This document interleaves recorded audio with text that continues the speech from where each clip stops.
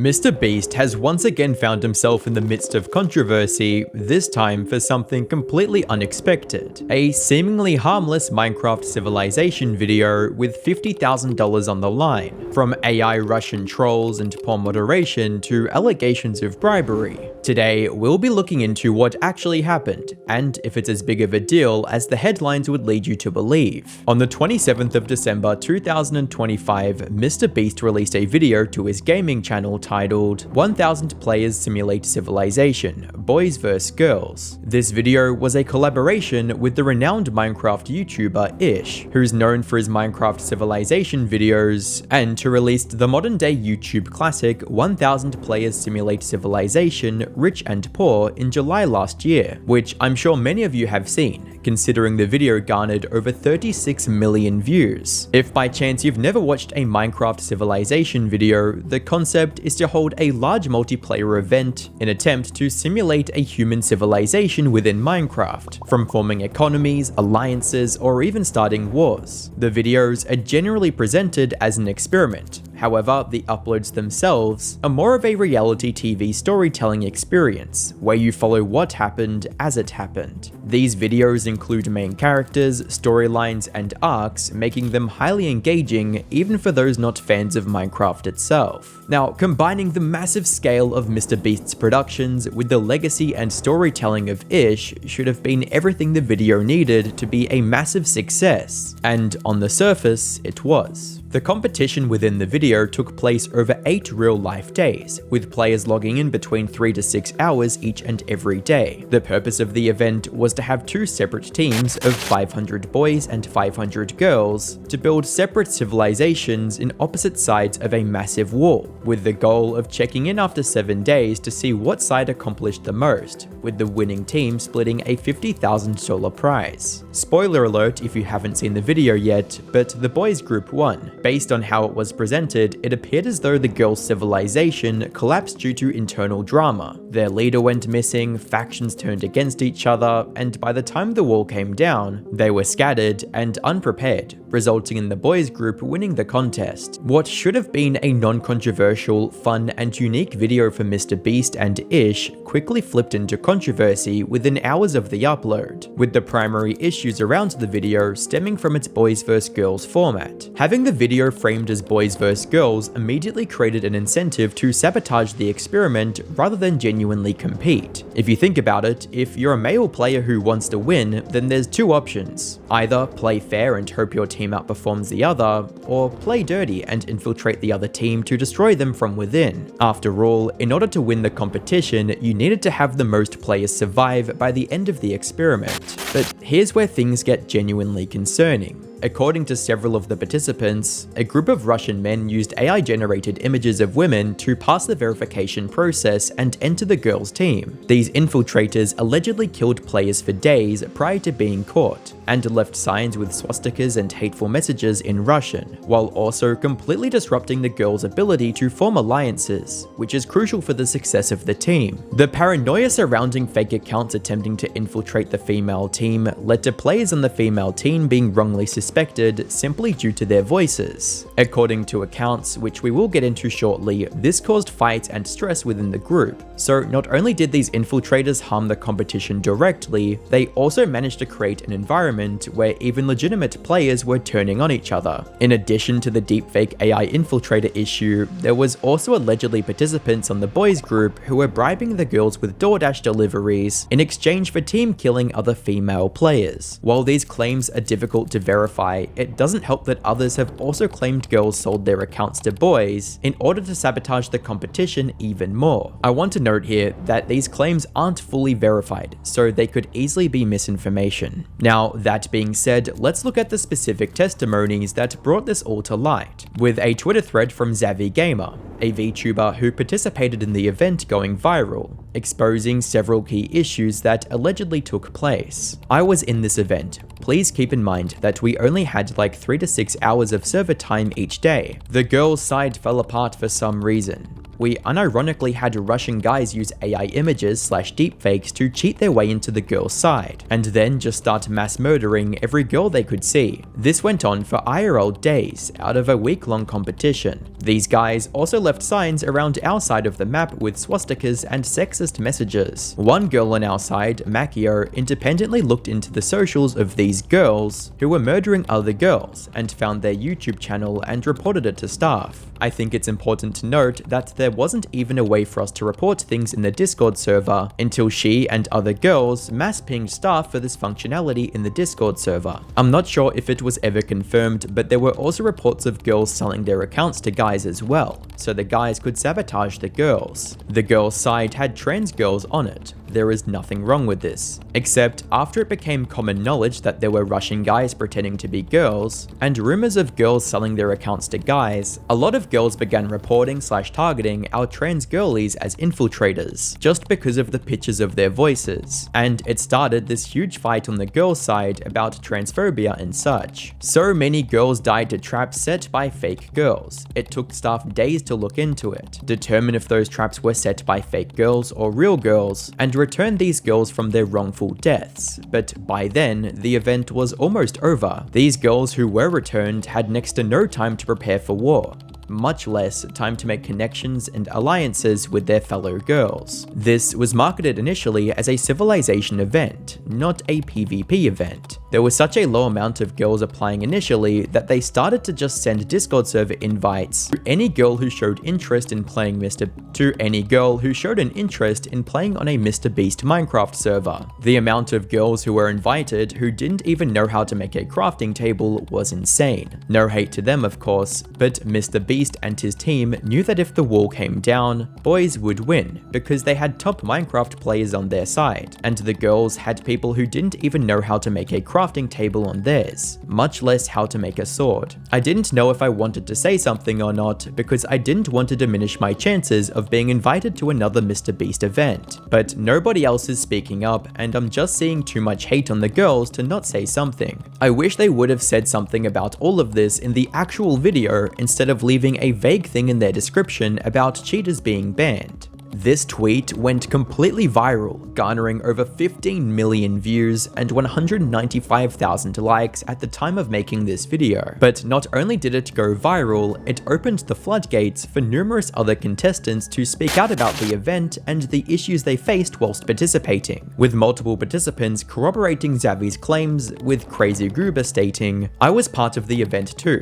and met the Russian boys head on. Curious about their early diamond armor, as no one else at the time didn't even have a full set of diamond armor and tools. I approached them being friendly, asking how they did it, only for them to tell me to suck their D. They followed me to my group and placed swastikas and offensive signs around my group's base. Luckily, the mod packs that the MrBeast team had us download had a mod to record stuff, so it helped. I sent reports and a group of screenshots as they were taking a group photo in front of our base. Mostly everyone in that screenshot got banned. This event was really toxic on the girls' side, that people were sending death threats in Discord or straight up being toxic to people because they interacted with a boy. Overall, they should have took some steps to prevent things as it was really bad, and it's a shame that they didn't. And yeah, there was a lot of new girls. There was a girl that didn't even know how to pick up water in a bucket. Based on this tweet, MrBeast's team were aware of the issue and were taking what action they could at the time, such as banning players who were caught sabotaging their own team. Another user and reporter of Beast News, Makio, responded to Xavi's thread with even more information, which revealed that the internal issues of this video went far beyond a few guys infiltrating the female team. Reading, Hi, I was part of the event as the news reporter of Beast News, Makio. There's way too much stuff that happened during the event. I'm afraid to speak up, but I think it needs to be said. 1. Yes, there was a lot of issues that happened behind the scenes. The Russian guys pretending to be girls were true. They were using AI, which the verification was just show your face and write your username and stuff. I was able to investigate them all and basically helped, and was able to see their Discord server. Their goal was to basically be in a big video for content. In total, there was actually over 10 plus men pretending to be girls, and they were all friends. This resulted into me dying like 3 times and having to be revived because I was being targeted from that. But when I reported it all directly to staff in DMs, they were dealt with pretty quickly. But sadly, they were really understaffed. 2. There was a lot of death and having to revives through people glitching and lagging, making it even harder to report it all, having to fix it all, considering that all the staffs are heavily understaffed and overworked. 3. I'm not going to defend the staff that much, but they did allow bribing. This means that there was a lot of bribing with real cash from the guy's side. I'm so sorry about what happened with all of the harassments from the girls, and everything that happened. In the end though, the staffs have taken criticism and apologized about what happened, and did plan out for compensation and improvements. Despite the numerous accounts from the female side that the whole event was an unfair failure, there were other participants who came out in defense of the MrBeast team, and how the issues were handled, going as far as to claim that the women coming out are primarily doing so because they lost and are jealous, such as participant Just Quacko stating, "As a winner from the guy's side, I want to defend MrBeast and his team, as most of what this girl said is coming out of jealousy from not winning. I'm going to respond to every claim." 1. Most of the girls who got killed before the wall dropped were killed by Foxley. The staff were very helpful in reviving people who died in unfair ways. 2. While this is true, most of this got resolved in the first day or 2, and you can't expect MrBeast to be responsible for the actions of 1,000 different people. 3. There was an active reporting system since it started. I know this because a few of my friends/allies who died by lag, or another unfair way on day 1, were able to report it and get revived. 4. This is most likely not true. The guy's team was already competitively better, and I don't think even if that happened that the outcome of the event would have been any different. 5. Not gonna speak on this topic too much, but yeah, like 30% of the girls' side weren't biologically female, and that definitely served a part in not keeping the girls' side united. 6. The time the wall dropped got delayed by a few hours because the girls kept complaining they had no time to prepare. Everyone on the server had more than enough time to prepare, and you should have been preparing since day 1. 7. Part 1. This is wrong. Since the start, it was marketed as a welcome to 1,000 players civilization boys vs girls, which obviously means it's a PvP event. Hoodie, the head of MrBeast Gaming, also told everyone multiple times that it is a MrBeast video and not an ish civilization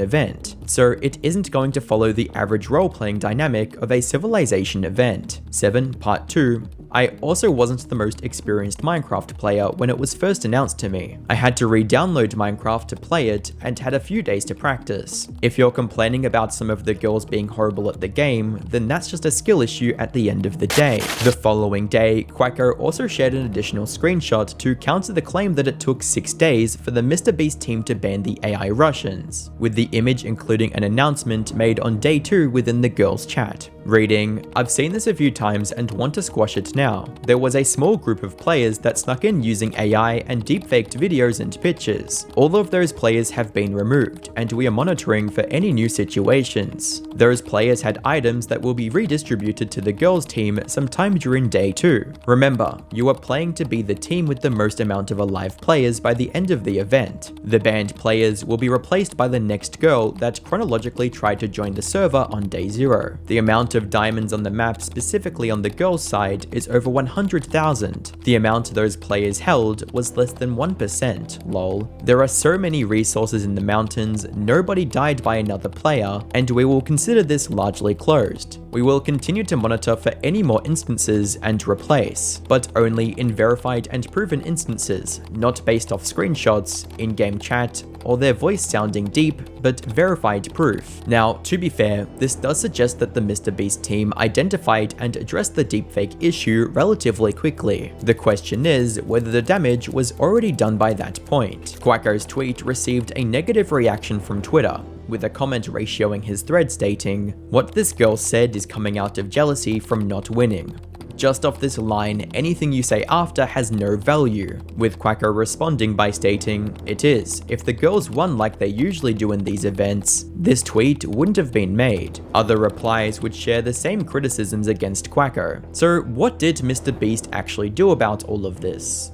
Well, publicly, not that much. The video description addressed the issue in a vague way, stating, "We had thousands of players try to join our first large-scale multi-day competition civilization event in a first-come first-served basis. We accepted the first 500 boys and 500 girls who joined in chronological order on the Minecraft server when it went live. If a player broke the rules they agreed to in any way or lied on their application about any information to try and sabotage other players, they were banned by the staff who were monitoring 24/7 after an investigation. Their actions were reversed and players they killed were revived, and they were replaced by the next boy or girl in line who tried to join the server earlier, in chronological order." But here's where things get interesting. MrBeast initially made a tweet to promote the video. However, after the controversy started unraveling, the tweet disappeared. This was likely done to separate the controversy directly from the MrBeast brand, which makes sense from a business perspective. The more I looked into this situation, the more I felt bad for everyone involved. First of all, managing 1,000 players over 8 days is a genuinely massive task. At this scale, it seems almost inevitable for bad actors to get through,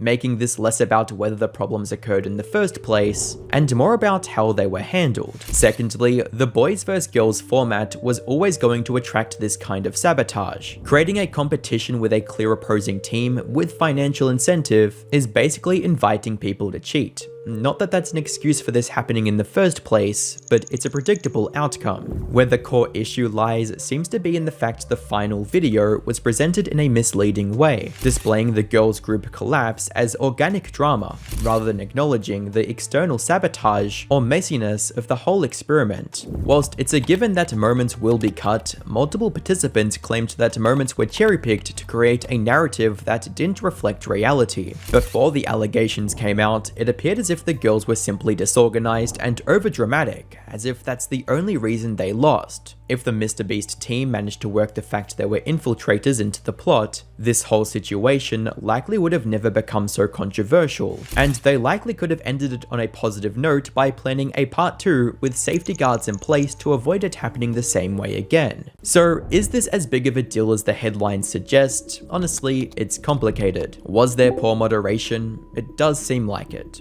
Did deepfakes enable sabotage? Apparently so. And did trans women face unfair suspicion? According to participants, yes. But is this evidence of malice from MrBeast himself or his team? I don't think so. This project had the potential to be a super fun and wholesome event, and despite the controversies, it made for an entertaining video on the MrBeast gaming channel. Based on what we know so far, it looks to be more like a production that wasn't prepared for how badly people would try to exploit the format, rather than a deliberate or bad faith handling of the event. If anything, this is a warning for anyone running large-scale online events. AI is making identity verification much harder, and formats that incentivize sabotage are going to attract exactly that. Let me know your thoughts in the comments below.